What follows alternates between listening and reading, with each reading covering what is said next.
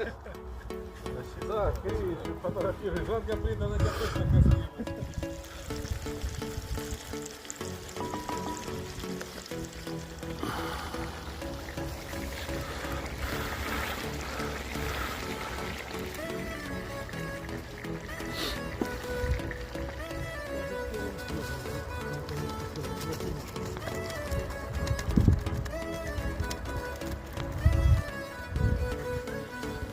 Фотографировал.